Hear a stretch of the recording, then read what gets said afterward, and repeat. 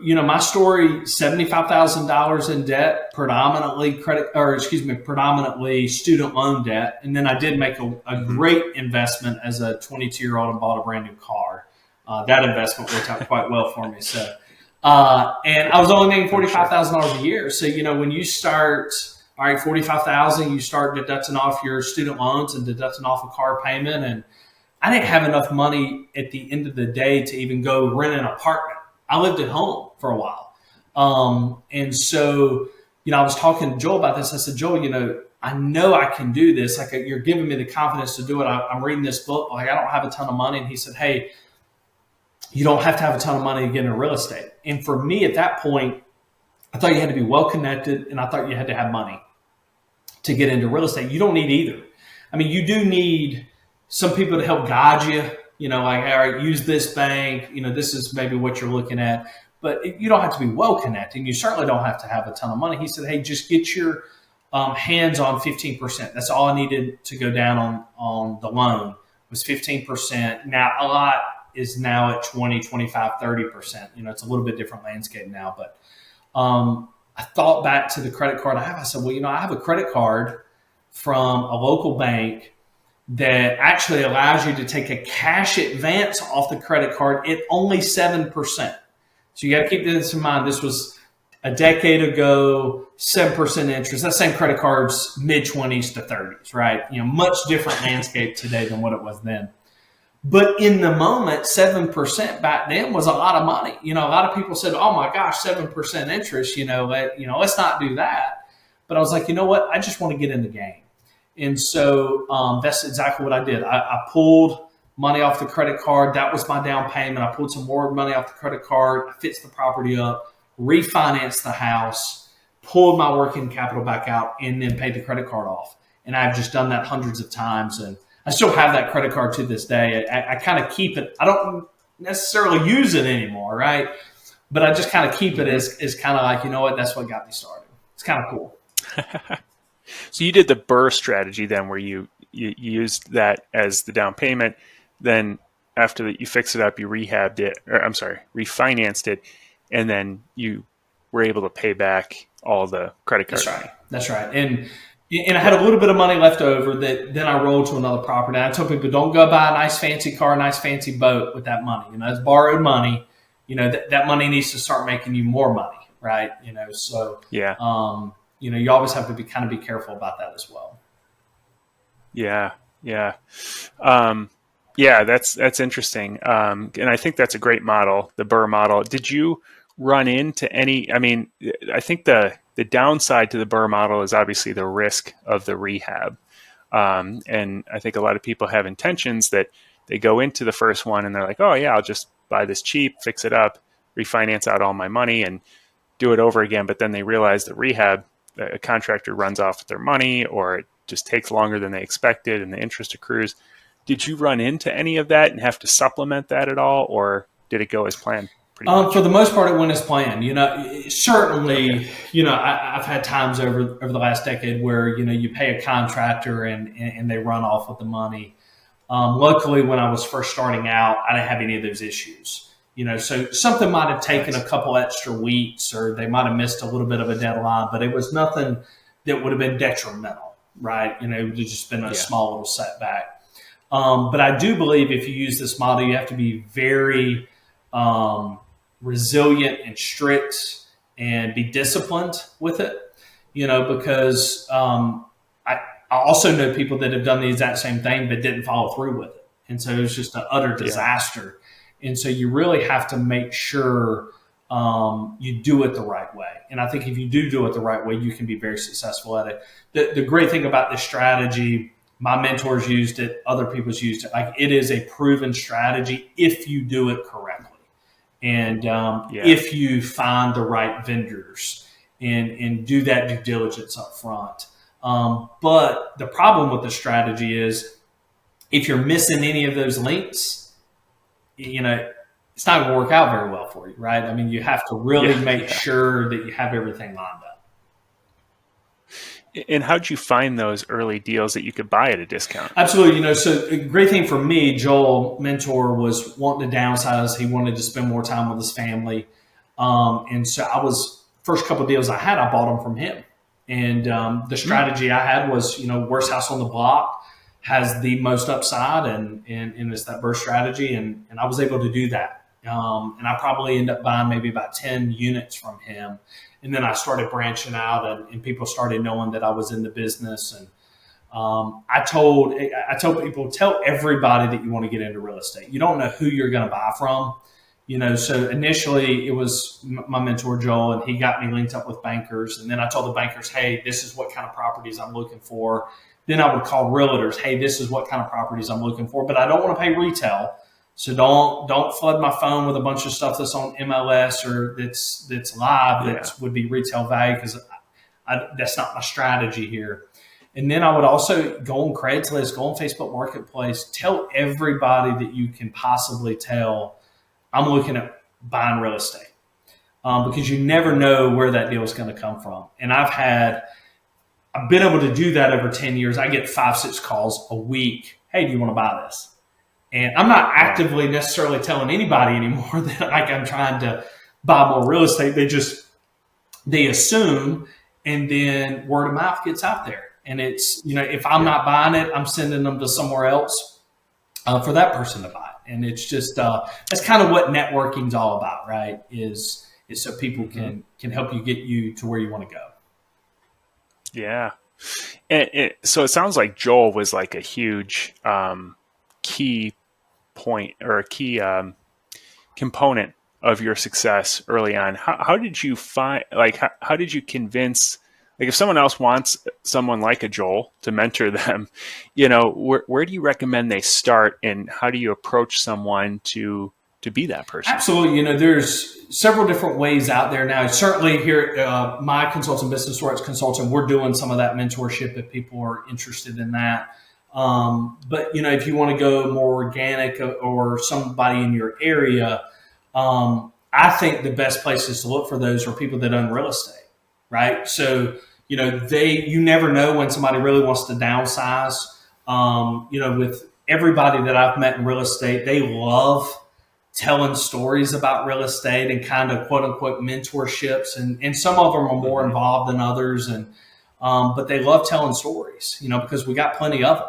And so, just like what we were talking about, before going on the air here, different rental stories of different things that might happen.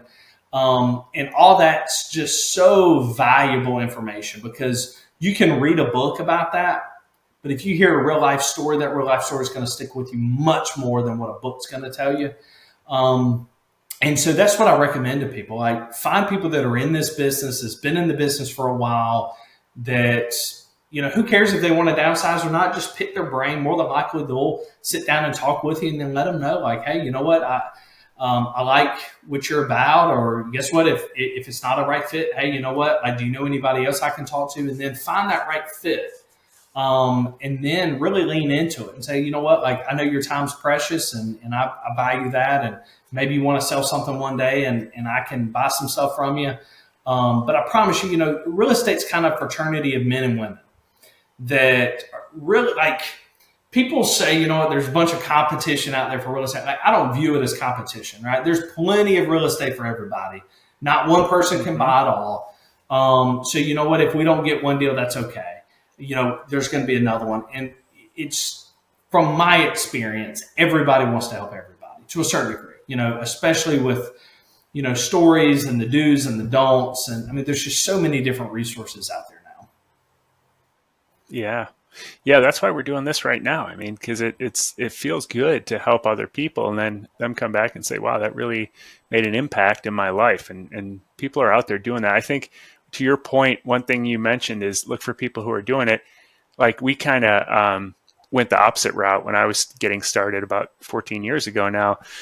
And I didn't have somebody that I knew personally that did it. So we started going to these events and seminars, and some of them were great. Some of them were people that were actually doing it.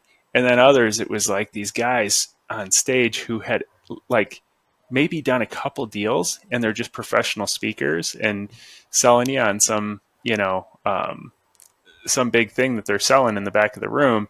and it was terrible. So, but the defining point, to your point, was, are they actually doing it? So you got to really look past the smoke and mirrors sometimes and see, okay, how many deals have you done? How many are you doing right now? Like, what's the strategy you're using? Why are you using that? Are you actively using it, or is it something you did a decade ago and you're just speaking in theories? So I think that's such a great point. Yeah, and I still remember Joel told me this very early on. He went to a seminar. It was actually locally. And after the class, he went up to the speaker and he just, well, if you don't mind me asking, how many rental properties do you own? And he said, I own 2. And he said, well, you made it sound like you owned hundreds and you had this great plan and all that. And so you do have to be careful about that. I mean, there are people out there that are not very genuine about what they're trying to sell. And so, I always tell people, trust your gut, trust that intuition. If it just seems off, it's probably off. Like, lean into that a little bit. And I always tell people, trust but verify. You can trust somebody all day long, but verify what someone's telling you. So, because at the end of the day, you're the ones accountable for yourself. You're the one that's accountable for the deals that you do, whether they're successful or not. And so you want to make sure you're doing the right thing there. Yeah, absolutely. In your book, you talk about how to spot a good deal. And everyone kind of defines a good deal, quote unquote, differently, So to you, I'm curious, what constitutes a good deal? Are there like specific metrics, or what are you looking for? Yep. So, the strategy that I use is you want to buy the worst house on the block. And so everybody can interpret that completely different. It depends on what the block looks like, right? But, my strategy is if you bought the best house on the block, there's not very much upside. It's already the best. You're not adding anything to that community. You're not going to make the property values go up in that community because you're already the best. And you're going to overpay somebody. You're going to pay retail value for that property for them doing the work to make it the best house on the block. Where if you take the worst house on the block, you're now creating value for the community. You're bringing up the street. Property values are going up. You have so much more upside.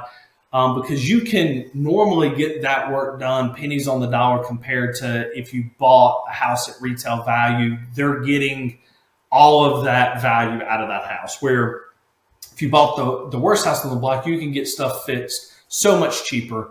So you're going to have better equity in it, sweat equity in the property, which then in return, you have less money tied up in this asset. You can pull some money out, refund, your sweat equity, and then roll that money to the next property. And that's what I've done. And, you can increase rents. You have so much less money tied up in that property. And so now what happens, your money goes a lot further. And so instead of, for instance, buying a $200,000 house, you might buy a $100,000 house that needs $50,000 worth of work. Okay, you got $150,000 in it. Well, that's $50,000 you don't have to pay back. And so, that's been my strategy. It's worked quite well. There's a few things that I always look out for, and I always tell new investors, don't buy a house with structural issues, especially as a new investor. I do it now because I have a team that knows how to work through some of that stuff. So, you want to make sure it's more cosmetic things. There could be a busted window. There could be a hole in the wall. It might need new floors or carpet or new countertops. The yard might need to be cut or shrubbery done. The easy cosmetic stuff that most people can't look past. So you have to understand, if you can look past those things, you're already giving yourself a huge advantage over the next investor, because most investors say, oh, there's a hole in that wall, there's a window broken, the shrubbery's grown up, oh, this place just needs to be bulldozed down. That's what the majority of people think. So if you can look past that, then you already have a huge advantage. And that's been my strategy. And then what I do is I can get this property for, whatever the discount is for it being the worst house on the block. Then I add in, okay, this is how much my fix up cost is going to be. All right, so then this is how much I can refinance the property for. So here's my payment. And then what can I rent it for? And so if I can get my money back out, the majority of my money, sometimes you don't necessarily 100% get your money back out. You might leave a couple thousand in or whatnot. But if I can get the majority of my money out and it's going to be cash positive every month, because I don't buy real estate just to say I own real estate, right? I don't want to make just $100 a month on a rental property. Like, that's a lot of work per unit to not make very much. And if the market takes just a little bit of a turn, you're going to be upside down in it. So I want there to be conservative numbers built into a property. And so then, all right, if it cash positive every month after payment, taxes, insurance, a percent for maintenance stuff, well, then, you know what? It's probably a good deal, right? I'm making money every month. I've got all my money back out in it. I'm using someone else's money to make money. That seems like a great deal, because I have this saying that, real estate is the only thing that you can use someone else's money to buy something. Someone else makes the payment for you in rent, and they make your mortgage payment. You make a little bit of money every month, and it appreciates over time, and you don't have a dime of your own money tied up in it if you do it certain ways. There's nothing else that allows you to do that. I mean, the stock market works very similar, but you have to have money to physically put in the stock market to make money, right? So, and it's not paying you much each month, even if you get a dividend. Exactly. So, I actually have a cool story about the stock market. This was probably 5-6 years ago. I started doing a duplex come available. And so I had a 401k for my retail job. And I'm like, I start running the numbers, and I didn't tell anybody I was doing this, but I cashed out my 401k, took 50% hit. Okay. Took a 50% tax on it. Bought this property in January of that year. By December, I made all my money back in the rent, because my rent, I was bringing in close to $3,000 a month in rent after I fixed it up. I wasn't making a $3,000 a month dividend on that stock or 401k either. And I made back the money that I lost in 1 year, and the property went up in value. So I actually come out probably $150,000 to the good by doing that. And when I tell people the story, they're like, well, that was crazy for taking the money out. And then when I get to the end of the story, well, this is how much money I'm really making. Like, they're like, okay, well, that actually makes kind of a lot of sense there. So it's just fun things like that you can do in real estate if you do it the right way. I mean, this is one of these businesses that's not very forgiving if you don't do it the right way. You're kind of on the hook for it. So, as long as you're doing things the right way, you can certainly make a good living.